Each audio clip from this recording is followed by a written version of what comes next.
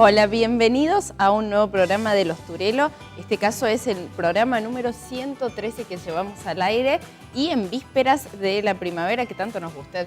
Siempre me pregunto por qué una estación genera tanta emoción y algunas otras no. Y hablamos de los brotes verdes, pero en este caso no de la economía, porque la economía no ha florecido aún en nuestro país. Hola, Sebastián. Hola Nicole, es como lo mencionás, de hecho el INDEC dio a conocer que en el segundo trimestre del año la actividad cayó 4,2%, lo cual es un dato significativo. Ahora, para quienes se preguntan y miran hacia adelante, como decís vos, la primavera y el verano, ¿cómo va a estar la economía en 2019? Lo averiguamos en el número.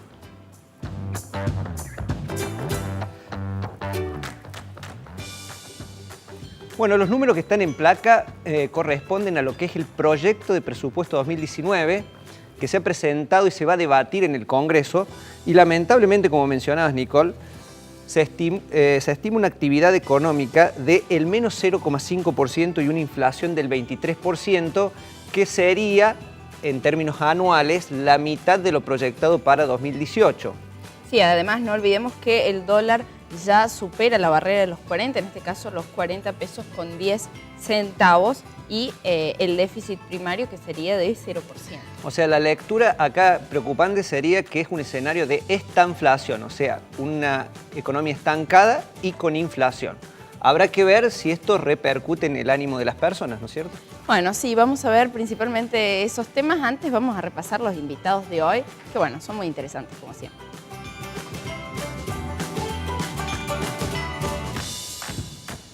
Carlos Pressman, el reconocido médico, nos habla precisamente de lo que hablábamos, cómo el estrés por la economía impacta en nuestra vida y cómo tenemos que afrontarlo. Fernando Reina, uno de los directores de Grupo Edisur, evalúa la actual coyuntura y el impacto a la hora de invertir en un inmueble.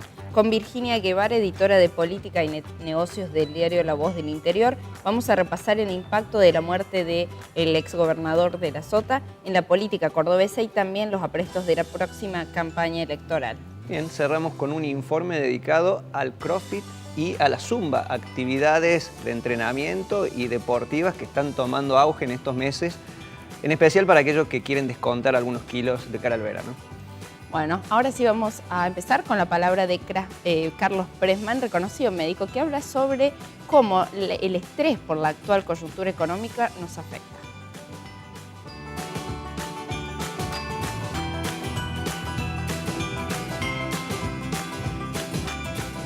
Presenta este bloque sobre temas de actualidad AutoCity, la concesionaria que une 6 marcas y tiene la mayor variedad de usados del país. Para más información, conectate en autocity.com.ar.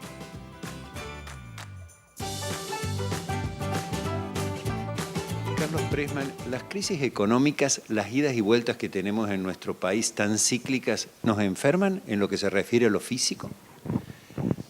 Sin duda ya es mucha la evidencia clínica acumulada del vínculo que hay entre economía y salud o enfermedad, digamos, ¿no? Si entendemos la economía como el brazo de la política, todos los informes del Banco Mundial analizan cómo impactan determinantes de salud, como puede ser mortalidad neonatal, expectativa de vida, distintas patologías infectocontagiosas como la tuberculosis, y la toman como indicadores de salud. Y por la inversa, quienes trabajamos en la parte médica, estudiamos el índice Gini o los indicadores de pobreza y se correlacionan con estas variables sanitarias. Y es notable cómo en estos momentos de crisis socioeconómica empeoran todos los indicadores de salud, como empeoran en los tsunamis, terremotos o desastres naturales. Y hoy hay mucha bibliografía acumulada respecto de la crisis del 2001, que tiene muchas similitudes a esta crisis.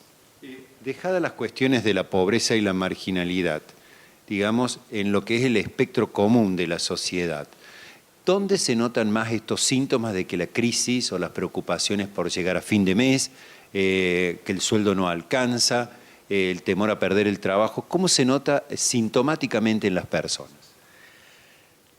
Muy interesante la pregunta, porque donde mayor evidencia hay es en los sectores más pobres, digamos, ¿no? Porque no podés acceder a la comida, a calefaccionar la casa, aumento de la enfermedad infectocontagiosa y empeoramiento de todas las variables. Pero también hay mucho publicado en los sectores medios, que podríamos decir que hoy son los que receptan la crisis. El mecanismo íntimo que está en juego es la pérdida de lo previsible, la pérdida de la seguridad. El ser humano, y sobre todo los sectores medios, construyen económicamente su propia seguridad. Trabajo en tal lugar, gano tanto, gasto tanto, proyecto tanto, mis hijos estudian en esta escuela, tengo tal alarma, ¿no? Hay una serie de previsiones que cuando entra una crisis económica tiene un efecto disruptivo. Y eso nos pone en estado de alerta, es como un estrés, digamos, ¿no? Entonces ese estado de alerta sostenido días, meses, es lo que genera o es el nexo fisiopatogénico, o sea, la causal de enfermedad. ¿Cómo se manifiesta? Aumenta la presión arterial, aumenta la frecuencia cardíaca, aumentan las enfermedades cardiovasculares, aumentan los trastornos de salud mental, porque obviamente tenés insomnio, hay trastornos en la sexualidad, hay trastornos en los hábitos alimenticios, ¿no? Uno dice, no sé qué va a pasar, más si como, más si bebo, aumento del alcoholismo, aumento del consumo de psicofármacos, o sea, todos estos indicadores sanitarios se disparan en la crisis y tienen como nexo la imprevisibilidad del futuro. Con un agravante, hasta ahora hablé con sólida bibliografía. Esto ya es una opinión. Que el agravante de esta crisis, y esto sí es una percepción personal, no se vislumbra un futuro saludable. Porque en otros momentos, cuando uno le piden un esfuerzo económico o un esfuerzo de algún tipo, es porque va a obtener determinado beneficio. Y hoy se vive la crisis como todas las crisis socioeconómicas, pero para mí hay un agravante de falta de futuro. O no sé si el gobierno no comunica bien o los medios no transmiten, pero uno tiene la sensación de que estamos en una situación verdaderamente difícil, verdaderamente incómoda, que genera causal de enfermedad, sin vislumbrar si vale la pena, digamos, ¿no? O sea, hay una frase de un filósofo que dice, cuando uno tiene un buen porqué, se banca cualquier para qué, pero ahora está como poco claro eso. Aparte de esta falta de futuro, este estrés que vive la sociedad, digamos, y más allá de la consulta médica, ¿qué debería hacer una persona que todos los días se levanta y sufre esta situación, por lo menos su propia receta personal?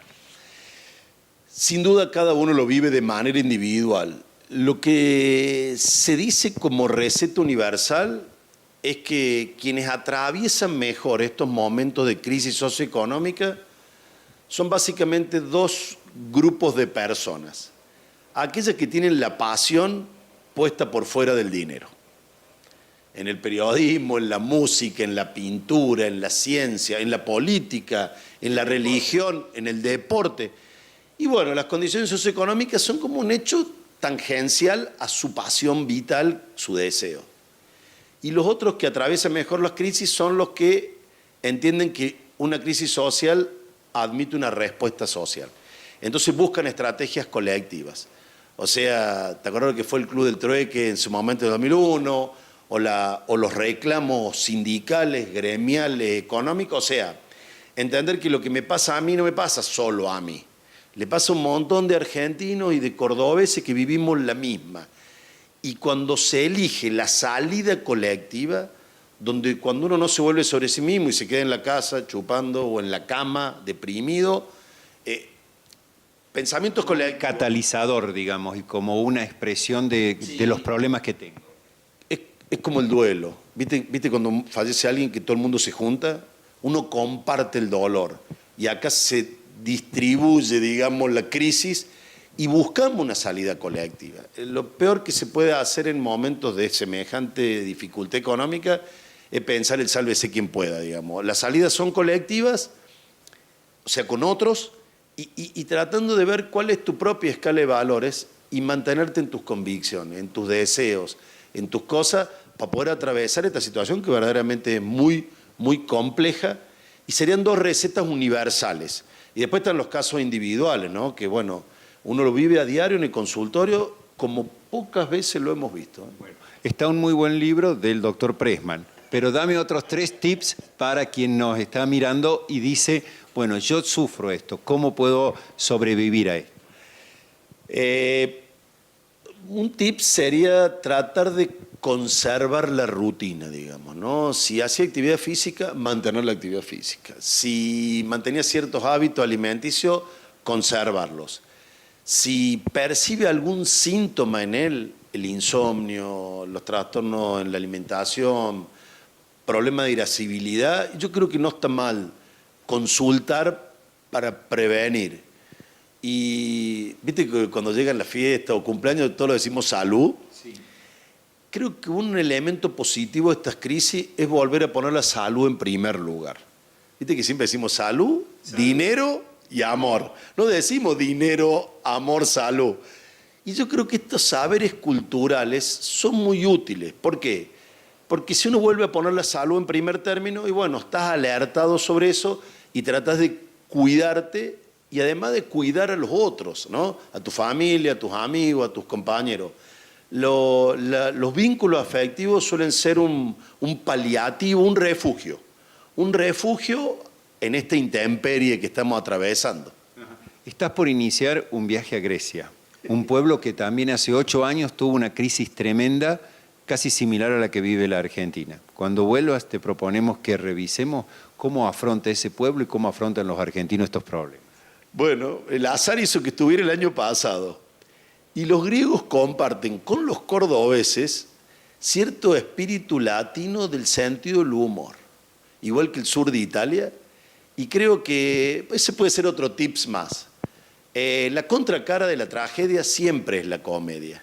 Y probablemente encontrarse con los cariños, con los afectos, con las ideas compartidas y atravesar esta crisis con sentido del humor también puede ser una estrategia saludable.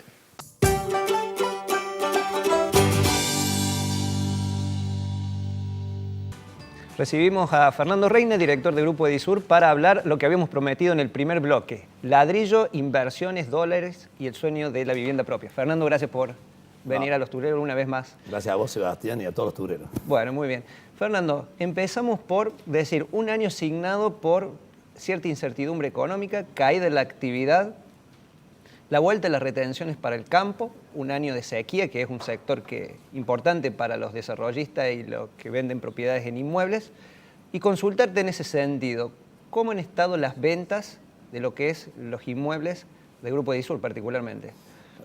Mira, nosotros tenemos dos ventas típicas. Una es el ladrillo y otra es el ladrillo, que te diría que son las casonas, el edificio, por ejemplo, de Pilares de Manantiales, o edificios de Nueva Córdoba, y otra es el lote.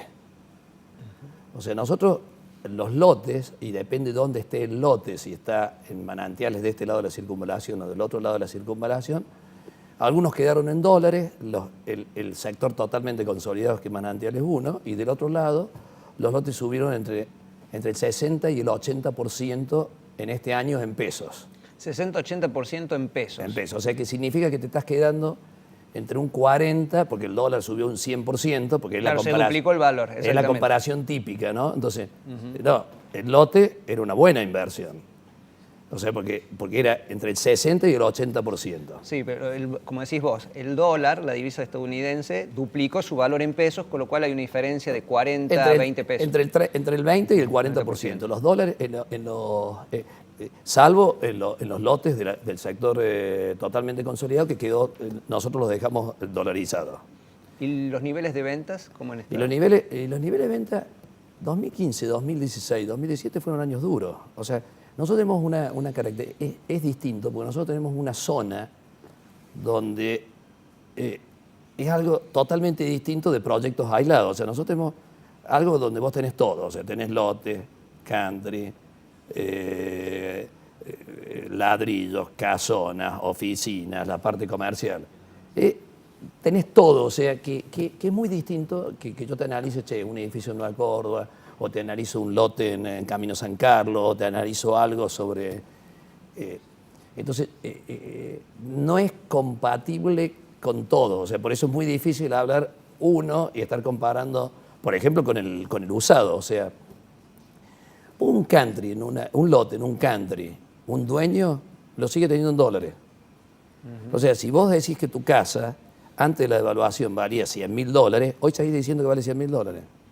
No ha perdido valor ni siquiera en dólares, porque se habla que muchas de las operaciones que ahora se producen, hay una especie de, digamos, de regateo, claro, de quien tiene dólares que le exige al propietario de que reduzca para poder concretar la operación. Es difícil culturalmente eso, porque vos decías, tengo $100.000.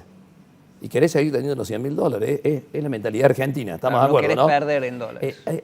Hay un mercado en Buenos Aires, cuando vos escuches todo lo que es en la parte inmobiliaria con respecto a Buenos Aires, olvídate porque está totalmente dolarizado Buenos Aires. Por eso que los créditos hipotecarios ha escalado de la manera que el precio se le fue un 30 o 40% este mes, y entonces, claro, el precio se le fue y la cuota se le fue proporcionalmente lo mismo. Por eso los créditos UVA en Buenos Aires, chao, murieron. Justamente la pregunta tenía que ver con eso, de las operaciones que han concretado este año. Ustedes tienen un plan de financiamiento propio, mío, y también ofrecen con otros bancos créditos, también en esquema UVA. ¿Cómo se ha repartido el crédito UVA, esa venta a través de la financiación? El crédito UVA, porque ¿quién habla todo? O sea, ¿cuál es el sector que cuando vos hablas económicamente? ¿Quiénes son? Son los porteños los que nos llevan todo. Entonces voy a decir, todas las noticias vienen del mercado de Buenos Aires. Entonces en el mercado de Buenos Aires, ¿qué dicen los créditos UVA? No se está haciendo nada. Así están totalmente paralizados. Y eso te afecta. O sea, todos los créditos UVA acá, a pesar de que tenemos convenios con el Banco de Córdoba, y no ha sido lo que nosotros pensamos que iba a ser. Estamos haciendo, ¿no? Porque el ladrillo, cuando yo te dije el lote había subido, el ladrillo se quedó en un 60%, el ladrillo subió un 60%, o sea que hoy el ladrillo está un 40% menos en dólares. Y acá te quiero decir una oportunidad, y se lo hablo por más que la gente no me crea. En el año 2002, el ladrillo comparativo que te estoy comparando bajó de $900 a $500. Y el costo de construir, el costo directo, no el terreno, proyecto, impuesto y todo eso, eran $200. Los $500 porque no existía en ningún lado de Latinoamérica y en algunos lugares de África, estamos comparando un edificio en una ciudad, ¿no? En una ciudad de 1 millón de habitantes. Bueno, ahora pasó exactamente lo mismo. La propiedad valía $1.800, $1.900 y hoy en $1.100, $1.200. Yo te invito a que esta noche te pongas y pongas Paraguay, Chile, Uruguay, Brasil, Ecuador, y te vas a dar cuenta que el ladrillo está en $2.000, $2.500. O sea, hoy hay una oportunidad. El que tiene dólares tiene que salir a comprar ladrillo. Bueno, vos me haces la comparación ladrillo-dólar. Te sumo un ingrediente más que lo hemos hablado aquí. Las letras. Las letras. Que dicen, las LEVAC rinden un 45% anual, las LETES 7% en dólares, y ahora salieron las LECAPs como si fuera poco. Mira la LECAP ni sé las LECAPs.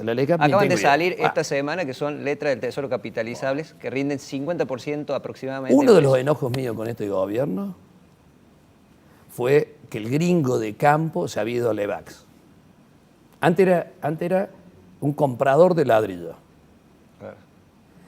Y no quiero decir porque es malo, pero le fue muy mal este año. ¿Puedo decir que le fue mal con las LEVAC? Y sí, porque las LEVAC este año fue un 45%, un promedio del 45%, ponele, porque estaban al 27% al principio, porque las LEVAC siempre tienden a ir 3 o 4 puntos arriba de la inflación. Sí, sí. Que no debería ser así, o sea, no debería tener tasas activas. Sí, tienen tasas activas, me parece, pero es una política económica para secar la plaza, hay un montón de cosas. Es así, pero no debería tener tasas activas. O sea, generalmente las tasas son pasivas y el que labura gana. Bueno, supongamos un promedio en 45%. Bueno, un 45%. Sigamos el ejemplo. ¿Por qué habría perdido el gringo del campo, como decís Y vos, el gringo del con la campo, te acabo de decir, si hubiera comprado un terreno, hubiera sido un 60 hasta un 80%. Claro, vos decís que hay una diferencia de 15 puntos, 10 puntos aproximadamente entre lo que le rindió el ladrillo, que se devaluó. Que también se devaluó, pero lo toca. Hoy no sabe qué es lo que tiene. Y gracias a Dios que la Argentina no entró en default, porque estamos hablando de los LEVAC, pero los bonos le bajaron un 50%, un 60%. O sea, hay muchos que fueron al bono. y le bajaron el 50-60%. Entonces hoy vienen llorando y dice, el otro día me decía alguien, che, compré una cierta cantidad de bonos y me dice el asesor que no tengo noción si vas a ir bajando o no. Porque vos cuando asesoras en una compra, es difícil, o sea, vos le dijiste que iban a subir los bonos. Es cierto que los bonos y la Argentina, si la Argentina, que todos creemos que va a pasar, va a andar bien y el bono se va a volver a revalorizar. Pero entonces, ¿qué me dice él? Che, me bajó el 50% el bono, ¿las propiedades cuánto bajaron? El 40%. Bueno, prefiero perder ese 10% pero volver a tocar un ladrillo. Claro, acá pasaría, digamos, el diferencial por lo tangible, por tener algo, algo propio. Bueno. Pero quiero decir algo. Pero digamos también que del otro lado, los que hablan de estas inversiones financieras dicen, bueno, tampoco debo hacer nada porque es una inversión financiera que no me implica una inversión productiva, abrir, digamos, una fábrica, ni tener empleados, ni demás. Quienes ven los beneficios por ese lado, ¿no? Sí, sí. Por supuesto, acá abogamos que las inversiones sean productivas porque es la forma de que el país se levante. Acá te voy a decir algo. Es una oportunidad los costos hoy que tenemos en la construcción. Los costos de la construcción pasaron de $1.000 con el dólar a 20 a $500. Hoy el costo, estoy hablando del directo, ¿no? 500, 550. Está en la mitad. Entonces hoy, si tenés dólares, nosotros, ¿qué tenemos que hacer? Construir. Porque sabemos que se va a volver a revalorizar. Porque la Argentina va a salir de esta crisis. O sea, esta crisis se palió no digo que es lo ideal, la devaluación esconde millones de cosas. O sea, si no se soluciona el déficit fiscal de la Argentina y continuamos con esto, no hay solución de la Argentina a largo plazo. Vamos a ir con estas devaluaciones que las paga el empleado. O sea, si esto va a salario. Sí, no, y la paga muchos sectores de la sociedad.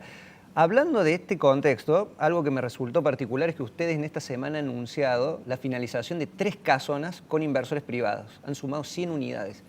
A ver, ¿cómo le explicás a la gente que en este contexto de crisis Edisur está inaugurando nuevos proyectos y pone en el mercado 100 unidades? Vos te tenés que acordar, Sebastián, que estos proyectos cualquiera de estos proyectos llevan 3 años. Claro, no es algo que se cocinó ahora, sino que se trabajó 3 años antes. 3 años antes. O sea, todo proyecto nuevo lleva 3 años antes. Ahora nosotros, por ejemplo, estamos planificando en el 2020. O sea, tenés que estar planificando así, a 2020, 21, 22, 23, estar haciendo, aparte de lo que estamos haciendo, que son todas estas alianzas con otros inversores privados. Con otros inversores privados, estamos tratando de hacer 300 unidades de plan mío. O sea, 300 housing por año. Claro. De plan mío. Entonces, ¿qué va a ser? Porque eso ha sido hoy te diría que el producto estrella son los housing que estamos haciendo con plan mío. Que es el plan de financiamiento del Grupo Edisur. El plan de financiamiento del Grupo Edisur. Y además de estas 300 housing con plan mío, las 100 unidades que acaban de poner en el mercado, ustedes dijeron recién, trabajamos a 3 o 4 años. ¿Qué están mirando? ¿Qué otro proyecto tiene en cartera Grupo Edisur? En esta semana los inversores que ven esto, que olfatean, porque siempre yo te digo, cuando el dólar se devalúa y tiene poder adquisitivo, hay tres tomas de decisiones. ¿Para qué voy a comprar ahora si me creo millonario y el dólar no va a valer 60? Jorobate, ese ni discuto.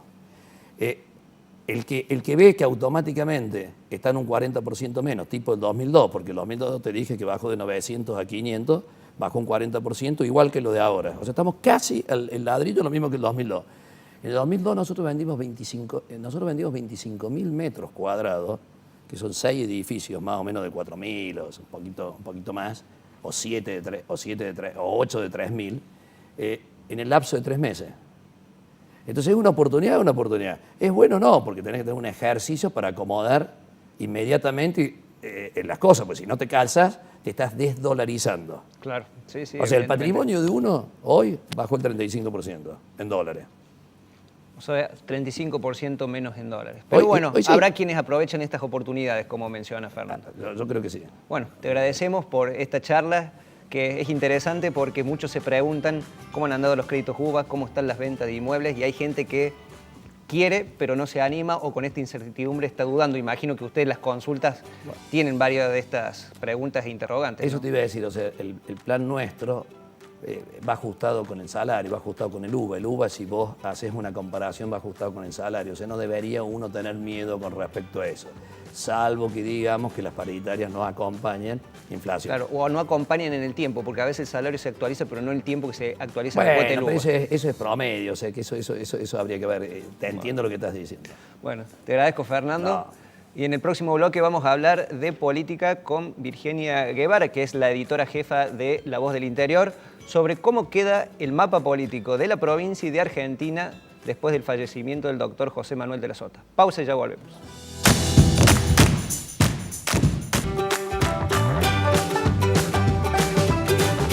Dejamos la economía que nos ha preocupado en el primer bloque con las sugerencias de Carlos Pressman y luego el análisis económico realizado por Sebastián y Fernando Reina. Nos sumergimos ahora en la política y tenemos, digamos, el gusto de hablar con la editora de política de La Voz del Interior, porque además uno la puede disfrutar los domingos en sus comentarios, pero hoy personalmente. Gracias por estar en Los Turelos. Virginia Guevara. Gracias, Juan. Buenas noches. ¿Cómo Bueno, están? muy bien. Bueno, en tu opinión, Virginia, ¿qué dejó esta noticia tan impactante para la comunidad de Córdoba, que fue la muerte de José Manuel de la Sota? No sé si sorprendió las muestras de afecto que provocó, digamos, y cómo ves vos que va a evolucionar la política cordobesa a partir de, bueno, obviamente de la muerte de este dirigente, que para mí cierra la historia de un grupo de políticos, una estirpe político, que encabezaban muy bien Angelos de la Sota. Quizás Schiaretti tenga otro estilo de conducción. Sin dudas que me parece que el peronismo todavía está en shock, está empezando a dar sus primeros movimientos, se están reuniendo, se están empezando a medir el impacto también. Sinceramente ha sido una noticia muy conmocionante. Sí, creo es. que la tragedia en sí misma le puso una dimensión a este hombre que los cordobeses tal vez no nos habíamos dado cuenta que ocupaba para la sociedad cordobesa. Así es. Eso es lo primero, creo que es lo que vimos como reacción de todos los sectores políticos, y después con esa despedida, con tanta gente yendo espontáneamente al centro cívico, pero además uno lo notaba en la conversación cotidiana, son ese tipo de hechos que uno recuerda toda su vida. ¿Qué hacía cuando murió de la Sota? Sí, así es. O dónde estaba en ese momento. ¿A dónde estaba? Ese ¿Quién me sábado lo a la dijo? noche. ¿A quién se lo conté? No son muchas las noticias puramente que en la vida de una persona representan eso. Yo creo que esta fue una de esas. Sí, sin dudas tiene que ver con la magnitud de dirigente que fue, y eso también quedó puesto en dimensión en los homenajes, en la gente que se acercó. ¿Cómo queda el peronismo de Córdoba? No, pues solo para agregarte a lo que estabas comentando muy bien, sino que me sorprendió que Beatriz Arlo, una intelectual, digámosle, de izquierda, que conoce el peronismo. Que conoce el peronismo, dijera que se mostró conmovida por las lágrimas de Schiaretti ante el féretro de la Sota. Digo, realmente eso da un poco una dimensión. Totalmente. Beatriz Arlo no suele estar habitualmente en Córdoba, no tiene esta cotidianeidad que tenemos nosotros. Bueno, pero aparte nos puso a todos observando las características de una sociedad política que tampoco es habitual. Sí. La verdad que cuesta encontrar en Argentina una sociedad de ese tipo, como la que constituyeron de la Sota, como claro conductor y creador del espacio, y Schiaretti asociándose y ocupando hoy en Córdoba un lugar de mayor relevancia que de la Sota. De la Sota estaba bastante lejano del peronismo y del gobierno de Córdoba, por esa misma dinámica que habían establecido ellos. No del poder. No lejano del poder. Hablo de la gestión provincial. Exacto. Se respetaban mutuamente, uno gobernaba, el otro se dedicaba a otros temas. El de la Sota claramente era el armado de una nueva expresión del peronismo nacional, y en ese sentido fue reconocido a nivel nacional. Claramente el kirchnerismo creo que ha sido uno de los sectores políticos que más lamentó la muerte de la Sota. Porque era su vínculo con el peronismo que hoy no está dentro del kirchnerismo. Exactamente, claramente. También hay que decir que es justamente en ese frente donde estaban las mayores diferencias con Schiaretti. Exacto. Schiaretti pretende representar a otro sector del peronismo, ha dicho muchas veces que el kirchnerismo es su límite, y ahí había un tironeo con De la Sota que creo que estaba generando hasta un ruido entre ellos dos. Así es. Vos, Virginia, estás graficando muy bien lo que tiene que ver con la importancia de la Sota dentro del peronismo. ¿Esto hace que el peronismo de Córdoba se vaya a alinear con el peronismo federal, es decir, el peronismo que no está con Cristina Kirchner? Y daría la sensación, si es por un liderazgo que ya queda de forma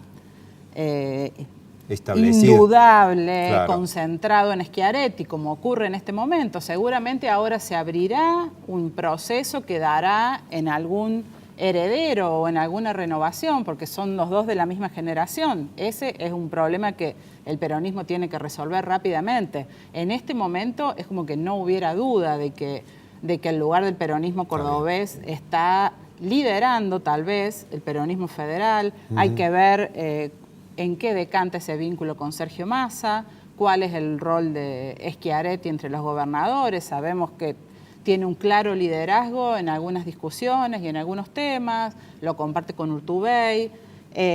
Yo creo que al menos en el corto plazo va a ser apostar, por supuesto, a retener el poder en la provincia de Córdoba. Se abre un escenario muy interesante en la ciudad de Córdoba. En la ciudad de Córdoba. Antes de que llegara ahí, te quería preguntar esto para cerrar con el tema de lo que fue la muerte de De la Sota. ¿Fue un error que Macri no viniera al velorio? Puede ser. Él tuvo dos enviados, Rogelio Frigerio y Monzó. De cuño peronista, digamos. Sí, totalmente. Es como que mandó a los interlocutores más cercanos. Puede ser, reaccionó muy rápidamente por Twitter. La verdad que fueron varias las ausencias que se notaron mucho. Exacto. Sinceramente, estuvo el ex gobernador de Entre Ríos. El peronismo me parece que está en deuda con su homenaje a De la Sota. Fue Sergio Massa en honor a esa última sociedad política, pero no mucho más. Fue un homenaje netamente cordobés el que recibió De la Sota. Muy bien.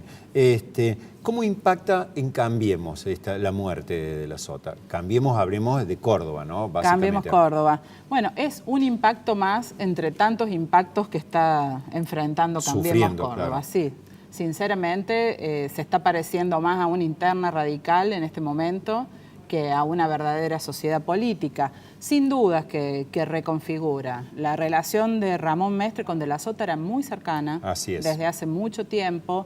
Creo que él lo ha sentido hasta personalmente al deceso. Así lo dijo, así lo expresó. No sé cómo le habrá caído a Mauricio Macri que dijera en pleno velatorio que De la Sota sería un buen presidente de transición.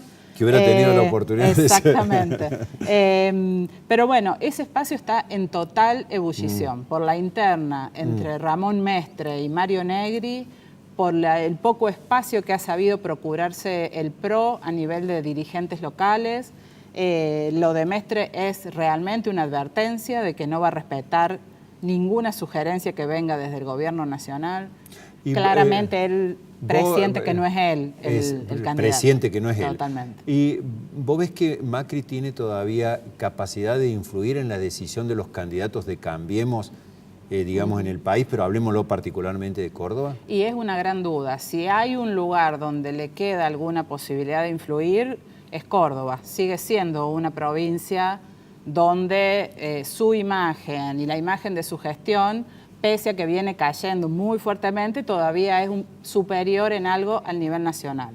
Se supone que podrá sugerir en la provincia de Buenos Aires, donde va a tener una batalla fenomenal para retener el poder. Pero ahí me parece que no hay competencia, está muy claro lo del liderazgo de María Eugenia Vidal. Exactamente. Ni en la ciudad de Buenos Aires, digamos. Bueno, pero la alternativa de que Cambiemos termine con dos candidatos no es descabellada en este momento y por cómo se vienen planteando las cosas. O sea, Mestre lo está diciendo de muchos modos posibles y Negri también está diciendo que él quiere ser candidato. Participa de una mesa bastante chica del macrismo por su rol de líder de la bancada de Cambiemos, pero claramente el radicalismo cordobés lo conduce Mestre en todos sus estamentos. Así es. Bueno, nos quedan 2 minutos, 2 preguntas para 2 minutos. Una, ¿vos ves un riesgo de un estallido social como algunos dirigentes están muy preocupados por un diciembre caliente? Y bueno, diciembre va a coincidir temporalmente tal vez con lo que sea el peor momento de la recesión en Exacto, curso. Eso exacto. es una realidad. Y además comienza con los líderes mundiales en la Argentina, porque va a estar en la reunión del grupo del G20, que de por sí es una reunión rechazada por ciertos sectores de la izquierda global, digamos, ¿no? Sin duda, pero me parece que no es ese el tipo de estallido que teme el gobierno, claro. Es otro. Hoy el gobernador Schiaretti acaba de anunciar una ampliación importante de las partidas para gasto social. Sin duda que está muy convulsionado, son muchos los grupos, las organizaciones sociales que están muy presentes en el anillo exterior de la ciudad de Córdoba. Es un desafío, sinceramente no veo un clima de violencia social y tampoco son cosas que surgen de modo espontáneo. Por ahora no se está viendo ese tipo de organización, pero va a ser un fin de año tenso, de eso no tengo ninguna duda. Así es. Bueno, nos quedan para ese fin de año todavía transcurrir 3 largos meses, así que y después una campaña electoral en 2019. Así varias campañas. Muy buena observación. Quiere decir que Córdoba va a tener elecciones en distintos estamentos. Seguramente vas a estar otra vez en Los Turelos hablando de estos temas. Gracias por esta vez. Muchas gracias, Juan.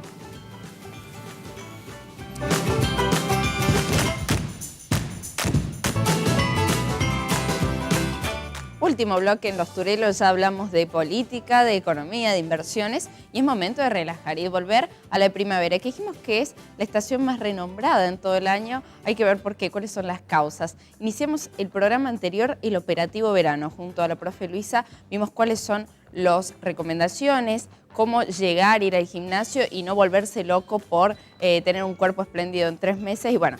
Yo, por mi parte, he tratado de seguir algunos consejos de la profesora. Pueden volver a ver su video en nuestro canal de YouTube, Los Turelos. Pero ahora, para los que se resisten un poco a las máquinas y gimnasios, que les aburre lo tradicional, vamos a hablar de algunas actividades alternativas que también son parte del operativo verano que eligen muchas cordobesas, en este caso la Zumba. Así que hablamos con el profe Lucas Loza. Let's go.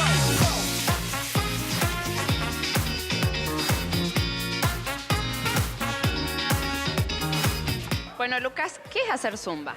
Bueno, hacer Zumba es entrenar, es divertirse, es desestresarse. Zumba es un montón de cosas. Y un poco de baile también. Baile sobre todo. Pero bueno, la idea es pasar un buen rato, que la gente venga a sacar su día. Hay gente que viene a entrenar, hay gente que viene a bailar, así que Zumba es un poquito de todo. Y personalmente, ¿cómo te formaste para ser profe de Zumba? Bueno, yo para ser profe Zumba hice un instructorado de Zumba. Aparte, yo tengo hechos cursos de ritmos latinos, bailaba, soy bailarín, me dedico a bailar, así que ya tenía una capacitación como profe de baile y después me sumé a lo que es ser instructor de Zumba.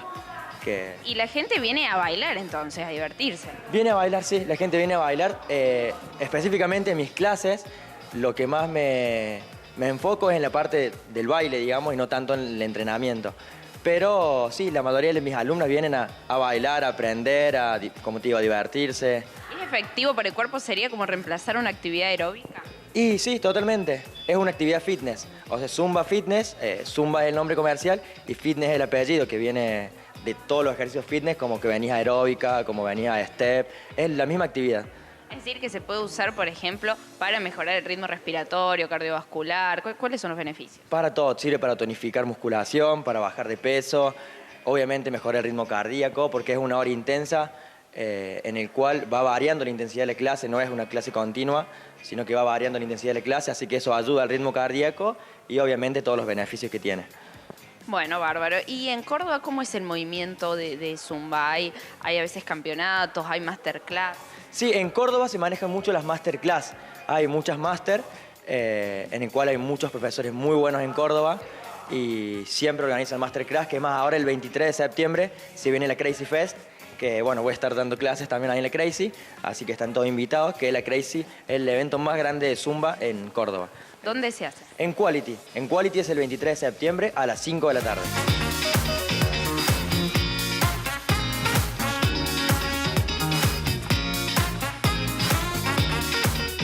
Bueno, ahí pasó Lucas Loza, bailarín, profe de Zumba, que muestra que las mujeres se divierten, mujeres y hombres también se divierten, van a pasar el rato, relajarse y de paso hacen ejercicio y bailan. Así que todavía están a tiempo. El 23 de septiembre se hace la Crazy Fest, que es como un evento magistral de Zumba en el que se pueden anotar ustedes. Pero hay otra actividad que esta sí es de alto rendimiento, pero que muchos le eligen porque se cansaron de ir a musculación, de hacer fuerza y también quieren jugar un poco con esto del entrenamiento militar. Hablamos con Maximiliano Puglisi que nos cuenta qué es el CrossFit.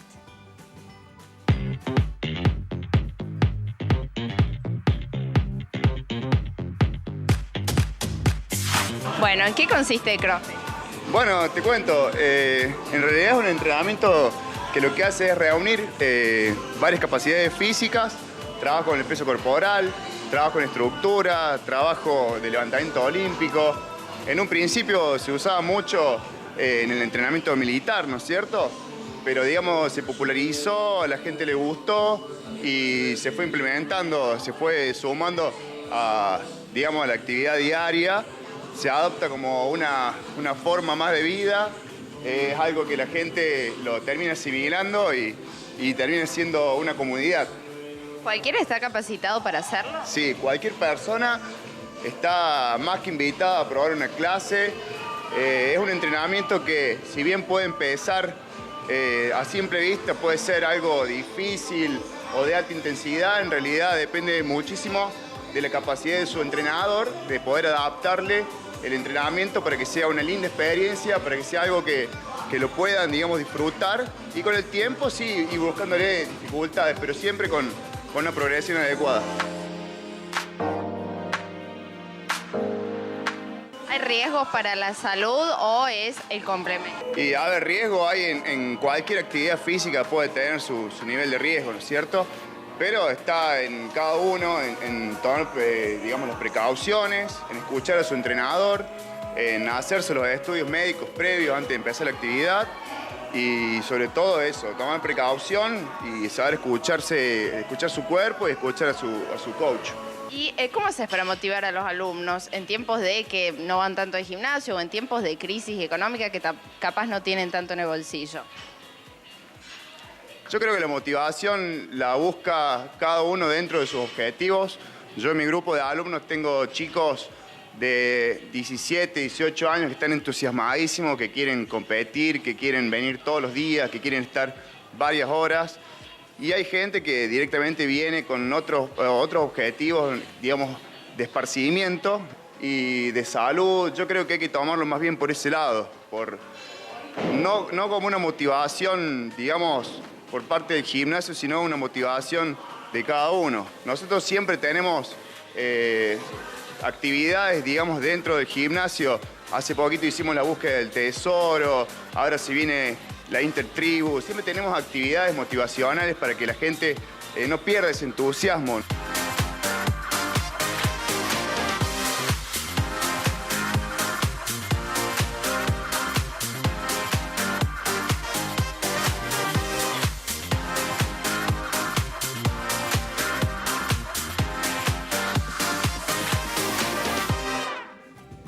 Bueno, ya pasaron todas las actividades posibles en el Operativo Verano, no hay excusas para meterle adelante con el ejercicio, con la dieta, con la salud, recordar los consejos del doctor Pressman, los del Operativo Verano anterior y los de este operativo, así que bueno, todos estos contenidos están en nuestro canal de YouTube Los Turelos para que los vuelvas a ver, para que comentes y también para que nos cuentes tu experiencia y a través de nuestras redes sociales donde además hay importantes sorteos. Te esperamos en el próximo programa de Los Turelos.